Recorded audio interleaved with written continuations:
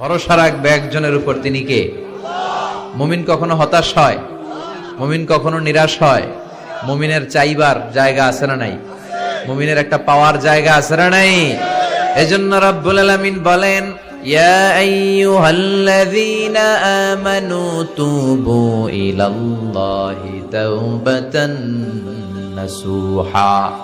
ও বিশ্বাসীরা, ও মুমিন বান্দারা, তোমরা যদি চলতি পথে জীবনের কোন অংশে পাপ করে ফেলো, অন্যায় করে ফেলো, অপরাধ করে ফেলো, নিরাশ হবে না, হতাশ হবে না, তওবা করো, আমার কাছে ফিরে আসো। তওবার মতো তওবা করলে আমি আল্লাহ সব গুনাহ মাফ করে দেব। কি সম্ভাবনার বাণী! তুবু ইলাল্লাহি তাওবাতান নাসুহা। তবে তওবাটা হতে হবে তওবার মতো তওবা, সিনসিয়ার তওবা, একনিষ্ঠ তওবা, যে তওবাতে চোখের পানি থাকবে কি থাকবে না? বিশ্বনবী বললেন, 2 ফোঁটা পানি আল্লাহর কাছে প্রিয়। এক হলো জিহাদের ময়দানে রক্তের ফোঁটা, 2 হলো অনুতপ্ত বান্দার চোখের পানির ফোঁটা। অনুতপ্ত বান্দা যখন অনুতপ্ত হয়ে চোখের পানি ছেড়ে আল্লাহর কাছে ক্ষমা চায়, তার চোখের পানি চোখ বেয়ে নাকের ডগাবে জমিনে পড়ার আগে ওই বান্দার সব গুনাহ মাফ করে কে?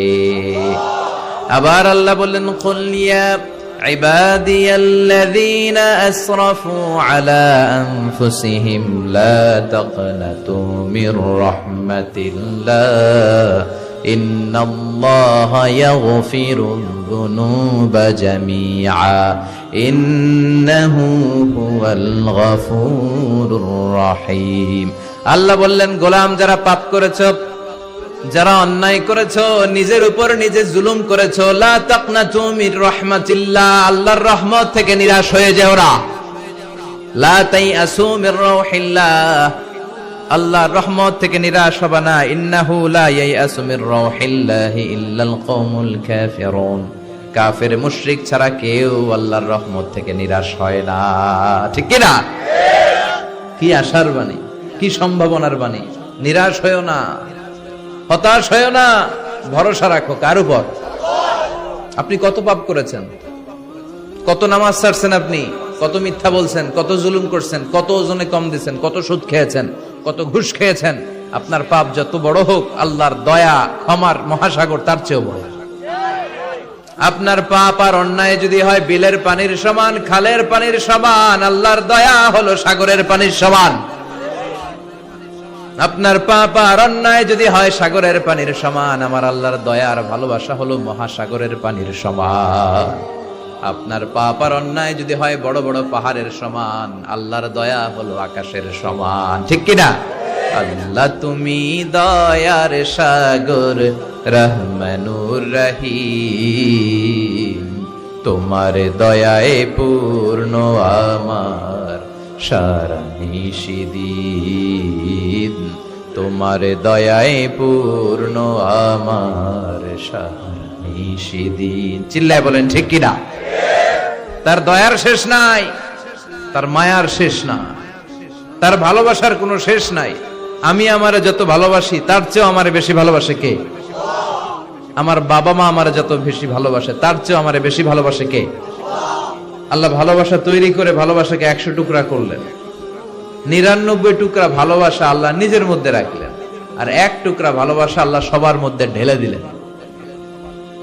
দেখেন, 1 টুকরা ভালোবাসা পাইয়া আমাদের ভালোবাসার গানের শেষ নাই, ভালোবাসার নাটকের শেষ নাই, ভালোবাসার উপন্যাসের শেষ নাই, ভালোবাসার দিবসেরও শেষ নাই। আছে না নাই? 14ই ফেব্রুয়ারি বিশ্ব বেহায়া ভালোবাসা দিবস।